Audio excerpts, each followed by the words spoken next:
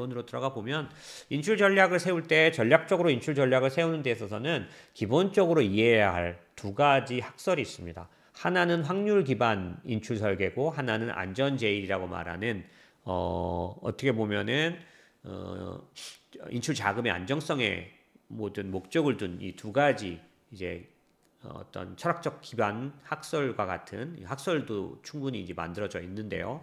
이런 기반을 갖고 있기 때문에 여러분들이 간단하게라도 이 두 가지 인출 전략의 기본이 되는 학설에 대해서 이해하는 게 좀 필요합니다.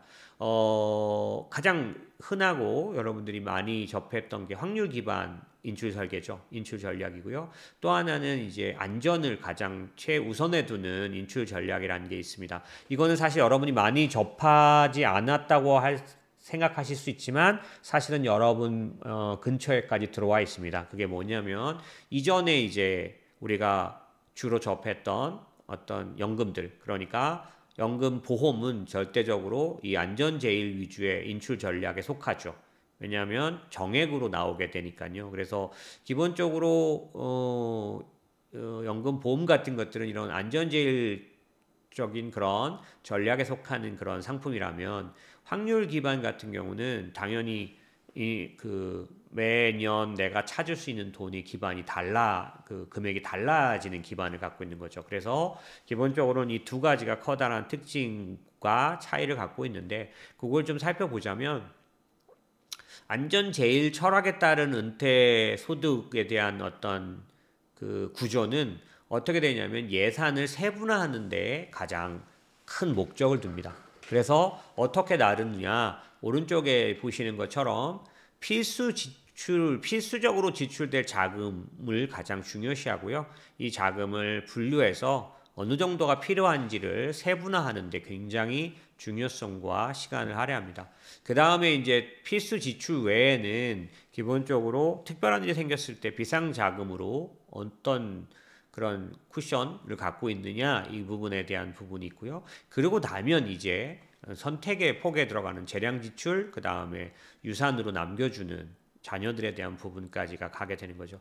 이게 이제 만약에 뒤섞여 있을 경우에는 자기의 그런 어떤 노후를 위한 준비도 하나도 안 됐으면서 자식들에게 뭔가를 하게 되는 그런 일들이 생기긴 합니다. 이거를 뭐 옳다 그르다고 할 수는 없는데 전반적으로는 구조적으로 체계적으로 준비한 그런 상황은 아니죠. 그런 측면에서 약간 필요한 자금을 산출하고 그 자금을 어떤 목적에 쓸 것인가에 따라 이렇게 분류해서 따로 이 주머니를 만들어 놓는 그런 식의 그 은퇴 준비, 인출 전략을 우리는 안전 제일 철학에 따른 은퇴 구조, 은퇴 설계라고 말합니다. 물론 이쪽도 굉장히 탄탄한 그런 이론 기반과 그 다음에 연구들이 있습니다. 기존에는 이런 쪽들이 굉장히 일반적이었죠. 근데 그런가 하면은 확률 기반의 철학을 가지고 이 인출을 준비하는 인출 전략을 짜가는 쪽이 있는데요. 이쪽은 당연히 어떤 걸 갖고 있냐면은 가장 대표적으로 생각할 수 있는 용어가 인출률입니다. 그래서 여기 보시면 safe withdrawal rate라 그래서 안전 인출 비율, 안전 인출률 뭐 이렇게 해석할 수 있는데요. 이건 뭐냐면 내가 살아있는 동안 내가 쓸 수 있는 돈을 꾸준히 문제 없이 찾아 쓰려면 매년 몇 프로, 내 전체 자산의 몇 프로를 찾아 쓰어야 되는지, withdraw이라 그래서 인출이거나 출금을 말하는 거죠. 이게 안전하게 하려면 몇 프로인지. 대표적인 그 안전 인출 전략은 4%라고 알려져 있습니다. 이거는 뭐 여러 가지 이제 미국 시장에 일반적으로 적용되는데 그러다 보니까 여러분들이 인출 전략을 짠다면 이 두 가지 중에 하나 혹은 두 가지를 병행하는 인출 전략을 쓰시게 될 거고요. 그것을 위해서는 이 인출 전략이 어떤 흐름을 근거로 해서 만들어져 있는지를 이해하시는 게 필요하겠죠. 보시면 여러분이 이해하는 데 위해서는 상품을 보시면 그 특성을 가장 빨리 이해할 수 있을 것 같습니다. 보시면 이 안전 제일 위주의 자금이 확보되는 것 위주로 가는 은퇴소득 상품은 연금보험, 아까 말씀드린 것처럼 이제 저도 연금보험을 갖고 있는데 이전에 제가 직장에 들어가서 초기에 만난 분이 연금 보험을 들라 그래서 연금 보험을 들었고 그게 10년 납이었던 것 같아요. 10년 동안 내고 그 다음에 85세 보장 혹은 20년 지급 보장 뭐 이런 식으로 돼 있었던 것 같아요. 근데 걔의 특징은 뭐냐면 정액형입니다. 일단은 매월 얼마씩 넣은 다음에 인출이 시작되면 그러니까 연금 개시가 시작되면 여기서 연금이라는 거는 65세 그 국민연금 그 부분이 아니라 자기가 그 가입한 연금 보험에서 연금이 개시될 수 있죠. 저도 강제적으로 연금이 개시됐기 때문에 저도 연금이 이미 개시돼 있는데요. 그럴 경우에 금액이 정해집니다. 매년 얼마. 이거는 그러니까 어떠냐면은 뭐 변동이 없죠. 그때 제가 이 상품을 들었던 이유가 7% 매년 7% 이자를 주겠다라고 했기 때문에 그럼 대박 아니야? 라고 생각해서 들었는데 나중에 보니까 가로친 걸 안 봤더라고요. 가로치고 그 안에 뭐가 들어있었냐면 증액되는 그런 그 연금 그 뭐라 그러나 그 추가로 배당되는 그 아주 작은 부분에 대해서만 7%를 보장하는 보장 상품이었는데 보험도 마찬가지 여러 가지 세상에 많은 일들이 그렇지만 이제 가로치고 들어가 있는 아주 깨알같이 써 있는 글씨를 잘 읽어야죠. 그런데 이제 저는 7% 보장 상품에서 들었고 지금 제가 계산해 보면 수익률이 그러니까 저한테 보상률이 나쁘진 않습니다. 왜냐하면 10년 납을 했던 걸로 기억나고 매달 저희가 그때 월급이 제일 이제 시작하던 때니까 얼마나 적었겠어요, 그죠? 직장생활 시작할 때 그런 돈을 넣어놨고 지금 이제 매년 지급받는데 뭐 그 이자를 만약에 역산해서 이자를 넣는다면 낮지는 않아요. 다만 그 당시에는 7%가 계속 늘어나는 줄 알고 이거 하나면 다 되겠다 했는데 전혀 그렇지는 못하죠. 그래서 이런 식으로 확실하게 지급되고 그 다음에 고정 금액이 거의 지급되고 뭐 어떤 그런 변동이나 이런 거에 대한 두려움이 없는 이런 쪽들이 이제 안전제일 철학을 따른 연금 설계죠. 그래서 보면은 주로 연금 보험이 이거를 이해하시기에 보통 제일 좋은 상태. 그래서 만약에 장수 리스크라 그래서 저희가 은퇴 관련해서 얘기할 때 내가 얼마나 더 오래 살지 모르겠다라는 거에 해지로는 기본적으로는 이 정액 연금 보험을 권장하죠. 그래서 종신보험을 드는 사람들도 어떻게 보면 그런 생각을 갖고 있는데 다만 앞에서 좀 덜 효율적인 부분이 있기 때문에 그거는 약간 논쟁의 여지는 있지만 어찌됐든 유일하게 종신형 연금은 생명보험사에 있는 연금보험밖에 없기 때문에 그것도 적절하게 잘 들어놓는다면 도움이 되고요. 그리고 혹시라도 여러분들이 만약에 강제로 모르고 그 다음에 속아서 막 이렇게 들었던 그 변액 상품들도 이제 잘 중간 관리를 할 수 있다면 지금은 이제 그 말씀을 자세히 못 드리지만은 걔가 뭐가 문제냐면은 변액이니까 펀드로 운영해야 되는데 펀드가 몇 개 없고 그걸 뭘로 해야 될지 모르고 그러다 보니까 막 손실 나 있고 막 그런데 걔도 중도 인출 같은 거를 통해서 돈을 빼서 운영한 다음에 다시 집어넣는 그런 형태를 사용하면 어떤 장점이 있냐면 비과세로 나중에 찾아쓸 수 있는 연금이 되죠. 그래서 그 자체가 그거를 위해서 설계된 건 아닌데 약간 좀 저도 제가 그 마지막으로 대치센터에서 근무했었는데 증권사 했을 때 그때 많은 사람들이 자기 법인으로 이거 변액보험 들었는데 이거 사기꾼 아니냐 막 그러면서 저한테 이거 어떻게 하냐 도대체 막 손실이고 막 이래. 그럴 때 이제 제가 변액 유니버셜 같은 경우에 아마 제 기억으로는 그런 것 같아요. 저도 한지가 좀 오래돼서 하면 10몇 년 지났죠. 네, 중도 인출이 보장되는 거를 활용해서 먼저 변액 펀드 안에다 넣어두지 말고 빼서 제가 운영을 해드리고 그걸 다시 집어넣으면 나중에 비과세가 되는 그런 혜택이 있었던 걸로 기억나요. 그래서 그런 부분들로 활용을 할 경우에는 이제 종신형의 그러니까 내가 살 때까지 사는 만큼 계속 나오는 그런 연금 형태로 구성할 수 있는 그런 좋은 점이 있기는 하지만 이게 좀 안전하고 길게 나온다는 좋은 점은 있지만 나쁜 점은 뭐냐면 너무 금액이 적어져서 약간 그 변액도 그분들이 막 그렇게 불만하고 저한테 막 분노하고 막 이렇게 제가 판 건 아니지만 그 판 사람들에 대해서 막 했던 이유는 뭐 이렇게 되면은 뭐 몇 년 지나면 원금 뭐 해약 그거 해약률이 원금 이상 온다고 그러더니만 이게 몇 년 지났는데 왜 이렇게 깨졌냐 뭐 왜냐면 그건 펀드니까요. 그리고 또 펀드면은 뭐 저희처럼 이렇게 뭐 ETF로 해가지고 뭔가 상황에 맞게 할 수 있는 것도 있어야 되는데 펀드가 뭐 딸랑 뭐 국내 것만 있고 그랬었죠. 지금 이제 조금 보험회사들이 정신 차리고 이제 뭐 좀 하는 것 같긴 하던데 그때 당시는 그런 난감한 상황이라 제가 이제 긴급으로 이제 조금 약간 이 뭐랄까 다른 방법으로 그거를 뭐 중도 인출해 놓으세요. 중도 인출하시면 제가 다른 투자 상품으로 운영한 다음에 다시 집어넣으면 비가 새게 됩니다. 뭐 그런 얘기 했던 것 같습니다. 어쨌든 그런 부분들로 하는 부분도 일정 부분이지만 좀 필요할 겁니다. 왜냐하면 장수 리스크라는 건 사실상은 뭐 제가 오늘은 그런 건 넣지는 않았지만 우리가 얼만큼 더 100세 사는 사람들이 굉장히 많아지고 있는 그런 부분들이 있으니 사실 장수 리스크가 아주 가벼운 건 아니죠. 근데 그런 부분을 위해서는 이런 안전제일의 그런 설계도 좀 필요하지만 그것보다는 더 많은 분들에게 영향을 주고 있는 거가 뭐냐면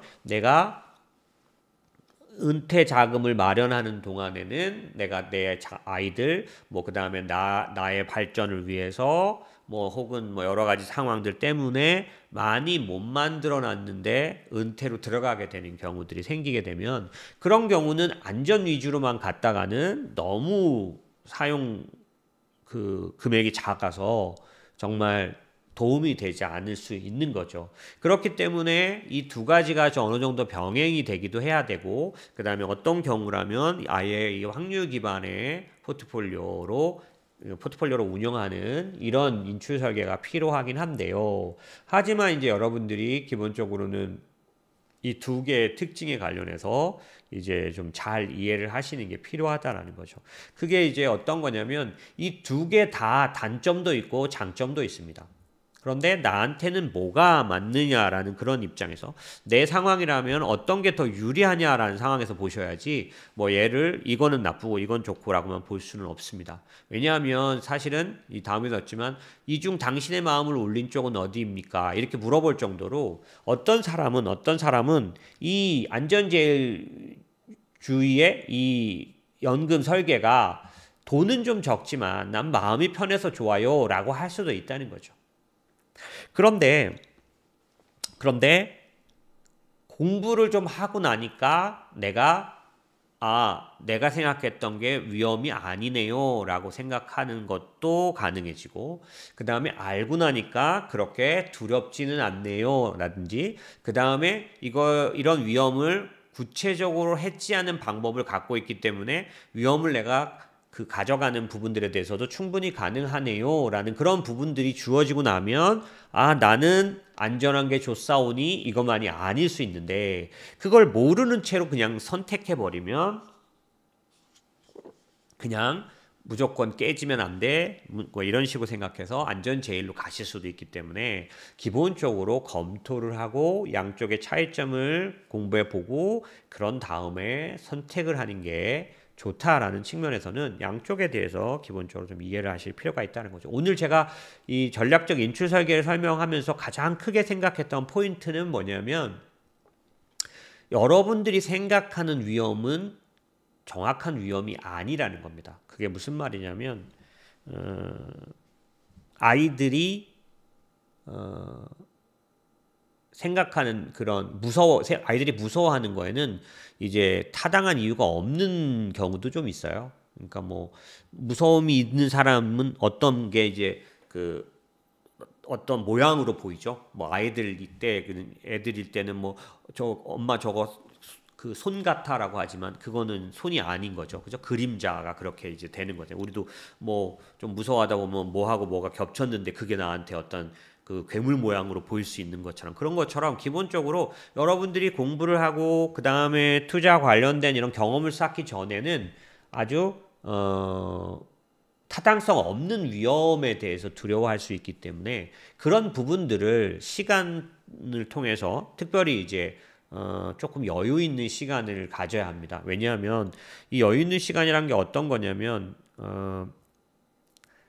은퇴에 들어가 버리면 돌이킬 수 없어요. 왜냐하면 할 수 없이 상황이 확 마음이 좁아진 상황이 됩니다. 왜냐하면 이제 더 이상 내가 소득을 내 마음껏 만들어내지 못하기 때문에 이거 갖고 살아야 돼라는 그런 생각이 안 하려고 해도 듭니다. 그리고 이제 몸이 예전 같지 않아 뭐 이런 것들이 다 증상으로 나타나기 때문에 이렇게 내가 뚜렷하게 은퇴가 눈앞에 오기 전에 약간 조금 더 여유가 있을 때 예를 들면 뭘 하나 날렸어도 진짜 속 쓰리고 기가 막히고 마음 아프긴 하지만 좋은 거 배웠다라고 생각하고 다시 저축하지 뭐 이렇게 할 수 있는 때에는 리스크를 테이킹하면서 이렇게 경험하는 부분들이 훨씬 더 건전하고 넓습니다. 그런데 이미 은퇴에 들어가려고 할 때 그때 처음으로 리스크를 배우고 리스크를 테이킹하려고 하면 두려움이 앞서고 심리적으로 취약해져서 오히려 지배를 당할 가능성이 굉장히 높아요. 그래서 그런 면에서는 이제 순서대로 금융상품을 경험해 보시는 게 좋죠. 제가 저한테 물어보는 분들에게 뭐라고 얘기하냐면 주식부터 하는 건 미친 짓이다. 주식은 맨 마지막에 해야 할 난이도의 상품이다. 먼저 해야 될 거는 간접 상품이다. ETF 같은 거 좋지 않냐. 뭐 이런 인덱스 뭐 이런 얘기를 하잖아요. 근데 이런 얘기하면 이제 안 맞다고 느끼겠죠. 왜냐하면 지금의 세대는 뭐예요? 직접 투자에 상당히 오리엔트돼 있는 그게 하나의 삶의 그런 중요한 패턴이 돼 있죠. 그래서 얼마가 됐든 직접 투자를 하지 않으면 마치 뒤떨어진 사람처럼 보일 수도 있는데 사실은 자산관리 입장에서 보면 매우 무모한 행동입니다. 왜냐하면 지금은 옵션도 어마어마하게 발달했고요. 이제 대한민국도 이제 공매도가 한두 달 남았죠. 예, 공식적으로 이제 공매도가 들어오는데 그 다음에 거래소도 또 하나 생겼죠. 뭐 이런 금융의 환경들이 여러분들이 하는 사이에 털릴 수 있습니다. 예, 아무것도 모르고 들어오면 그냥 빨가벗겨 쫓겨날 수 있습니다. 예, 그런데도 불구하고 제 말이 좀 과격하죠. 근데 사실 정말 많은 사람들을 봤어요. 그런데 아직도 무모하게 뛰어들고 무모하게 날리고 나가는 사람들을 많이 봅니다. 예, 그래서 그렇게 하면 안 됩니다. 우리가 피땀 흘려 번 돈을 그렇게 준비 없이 그냥 뛰어들면 안 됩니다. 우리가 여행 한번 갈래도 여름 여행 지금 준비하시는 분도 계실 텐데요. 여행 한번 갈래도 블로그 뭐 카페 하면서 한 달 즐거운 기간이긴 한데 준비하지 않습니까? 알아보고 뭐 그 현지에서 로컬로 뭐 먹으러 가려면 어떻게 되는데 그것조차도 한 달 공부하는데 이 내 피 같은 돈을 투자하는데 뭐 종목 그냥 동료가 야 이거 너 이렇대라고 하면 그냥 사는 행동은 나중까지 영향을 줘요. 왜냐면 그렇게 해서 100만 원 날린 거는 뭐 그것도 뼈 아프지만 그것보다 더 중요한 게 뭐냐면 제대로 어프로치하는 걸 배우지 못해서 나중에 나이가 들어서조차 자기 돈 관리 그다음에 자산 관리에 있어서 허술하고 허점을 가진다는 겁니다. 그런 면에서 지금이라도 찬찬히 규칙대로 그 다음에 순서대로 배우는 게 좋습니다. 그런 측면에서 보면 이 인출 전략도 우리가 조금 더 공부를 할 필요가 있어서 오늘은 좀 그런 내용들을 넣었어요. 특별히 안전 인출률이라는 4% 인출률 뭐 이런 것들은 지난번에 제가 설명을 좀 드린 것들도 있는데 나중에 필요하다면 좀 더 자세히 설명 드릴 겁니다. 오늘은 요 개별 내용보다는 커다란 흐름적으로 이해를 하시는 게 필요합니다. 자, 그래서 만약에 두 가지 중에 어느 쪽이 자기가 더 선호하는 게 있다면 그건 어떤 의미냐면 그러니까 아까 연금보험처럼 금액이 나오는 건 보증을 해주죠, 보험사가. 아니면 금액이 막 박혀서 흔들릴 수 있는 자본시장에서 길을 잡을 것인가. 확률 기반 접근법은 연금이 적거나 큰 리스크를 싫어하거나 기본적인 욕구를 충족시킬 만큼의 보장된 소득이 없는 은퇴자들에게는 편한 방법이 아닙니다. 왜냐하면 이렇게 나올 수도 있고 저렇게 나올 수 있다는 사실이 굉장히 두려움을 주니까요. 또한 향후 소득을 충족시키기 위해서 최초 포트폴리오에 3% 이상의 금액이 필요하거나 포트폴리오가 소진됐을 때 의존할 다른 자산이 없는 은퇴자는 안전제일적금법이 더 적합할 수 있습니다. 이게 무슨 말이냐면 잘 준비하지 않아서 만약에 내가 연금 상품을 투자형에다 넣어놨는데 여기서 말하는 안전제일적금법은 연금 보험인데 그게 아니라 펀드에다 넣어놨는데 굉장히 강하게 하락하는 장을 만났을 때 다른 자산으로 이거를 대신할 그런 완충 작용을 할 만한 게 없는 구조일 경우에는 더군다나 안전제일적금법이 더 적합할 수 있다라는 거죠. 그리고 리스크를 좋아하지 않고 포트폴리오에 대한 걱정으로 식은땀을 흘리고 잠에서 깨는 성향 있습니다. 왜냐하면 이거는 잘못된 게 아니라 자기가 태어날 때부터 그런 부분도 있을 수 있어요. 뭐 소민, 소양인이라 그래 그런 것처럼 그런 게 좀 있고요. 그 다음에 가능하면 공부를 해서 이 부분을 조금 이제 바꿔나가면 좋은데 그런 부분도 잘 없었다면 기본적으로 투자에 대한 거 자체가 걱정이고 심장이 뛰어서 괴롭고 이런 거라면 안전제일적금법이 좀 더 편안하겠죠. 그런 경우에 답은 간단하다는 겁니다. 모든 기본적인 그런 연금 설계를 연금 보험으로 하면 됩니다. 그 다음에 그러고 나서 자금이 필요하면 연금 계좌에서 인출하는 거죠. 찾아 쓰는 그런 방법으로 쓰면 되는 거죠. 그래서 기본적으로는 아예 안전제일적금법에 가장 100% 순응하는 그런 방법은 연금 보험입니다. 그런데 만약에 병행하고 싶거나 그 다음에 그 안전제일적금법은 좀 너무하지 않나? 뭐 그렇게까지 할 필요가 있나라는 생각이 있으신 분이라면 그 반대로 확률 기반 적금법이 약간이라도 관심이 있으시다면 이제 우리가 해야 할 일이 있습니다. 배워야 할 게 있는데 뭐냐면 연금의 지속 가능한 인출률 이게 굉장히 중요합니다. 왜냐하면 이 확률 기반 설계에 있어서 위험은 뭐냐면 필요한 건 30년인데 10년 만에 끝나버리거나 그 다음에 필요한 건 500만 원인데 이번 달에는 100만 원만 나오게 되거나 이런 식의 위험들입니다. 그러다 보니까 이런 위험을 안전하게 만드는 방법은 뭐냐면 지속 가능한 인출률을 계산해서 혹은 계획해서 하는 방법. 두 번째, 내가 나가는 어떤 그런 부분들에 있어서 내가 지불하는 거에 있어서 정확하게 알고 있어야 된다는 거죠. 그게 무슨 말이냐면 이제 확률 기반 적금법은 대부분 다 투자 상품들 같은 것들을 금융 상품들로 하니까 금융 상품들을 통해서 나가는 수수료에 대해서도 알고 있어야 된다라는 거죠. 그 다음에 마지막으로는 오래 살면 계획대로 돈을 이제 쓰지 못하고 돈이 모자랄 수 있기 때문에